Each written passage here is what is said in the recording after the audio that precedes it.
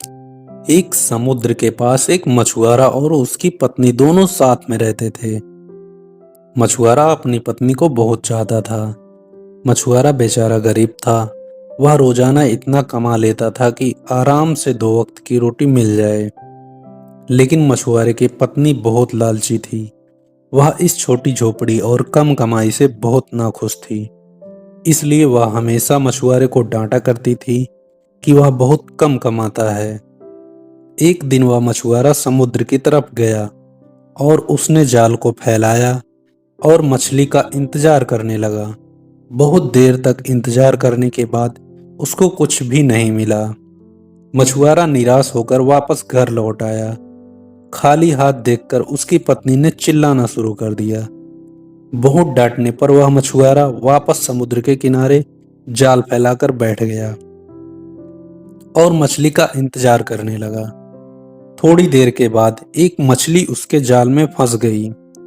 वह उसको ऊपर खींचता है। उसने देखा कि यह कोई सामान्य मछली नहीं थी।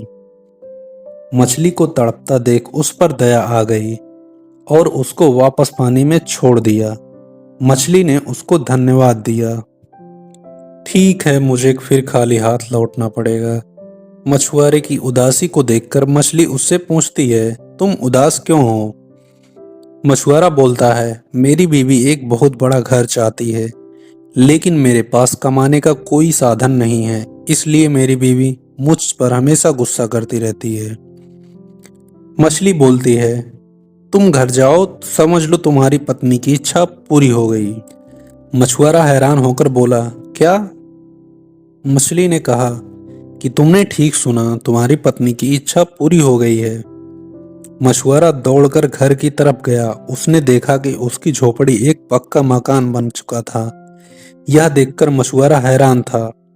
वह समझ गया था कि वह मछली कोई मामूली मछली नहीं थी। यह बात उसने अपने बीवी को बताई। मछुआरे ने अपनी पत्नी से कहा, अब तो तुम खुश हो ना? मछुआरे की पत्नी लालची थी, उसका मन नहीं भरा और वो बोली, मुझे इससे भी बड़ा घर चाहिए। उसने मछुआरे से कहा कि वह वापस मछली के पास जाए और इससे भी बड़े घर की मांग करे। मछुआरे ने मना कर दिया और उसकी बीवी फिर से नाराज हो गई। मछुआरे को मजबूरन वापस मछली के पास जाना पड़ा।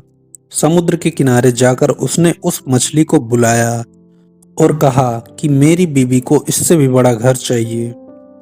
जादुई मछली ने कहा, यह इच्छा भी पूरी कर दी। मछुआरा धन्यवाद देकर चला गया। उसने देखा कि उसका घर बहुत बड़ा बंगला बन चुका था। अब मछुआरे ने अपनी बीवी से पूछा, क्या अब वह खुश है? लेकिन उसके लालच का कोई ठिकाना नहीं था। वह बोली कि उसको एक महल चाहिए। मछुआरा एक बार फिर उस जादुई मछली के पास जाता है और एक बड़े महल की मांग करता है। वह मछली बिना कोई प्रश्न किए उसकी यह इच्छा भी पूरी कर देती है। मछुआरे ने जाकर देखा कि उसका घर एक महल बन चुका है और उसकी पत्नी एक सोफे पर बैठकर आराम कर रही है और उसके चारों ओर नौकर घूम रहे हैं। मछुआरे को लगा कि अब तो मेरी पत्नी खुश ही हो जाएगी। अब मछुआरे ने पूछा कि क्या तुम अब खुश हो? उसकी पत्नी ने कहा, अब मैं बहुत खुश हूँ। हमारे पास सब कुछ है, लेकिन मैं इन सबको कैसे संभाल पाऊंगी? मैं तो एक अनपढ़ हूँ।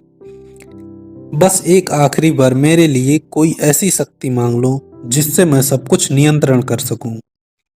बेचारा मछुआरा वापस मछली के पास गया और एक ऐसी शक्ति की मांग की जिससे वह सब कुछ नियंत्रण कर सके।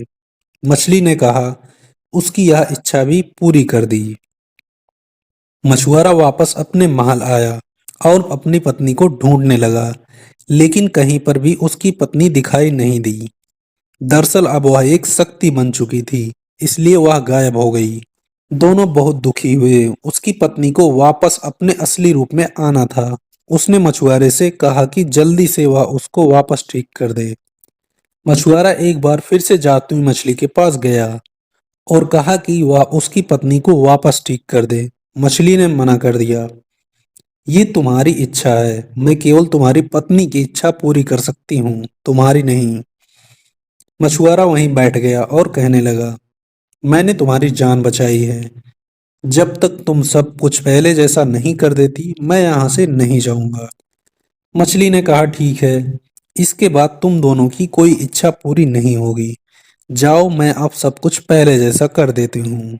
मछुआरा वहां से घर चला आया। उसने देखा कि उसकी पत्नी झोपड़ी के बाहर बर्तन धो रही थी।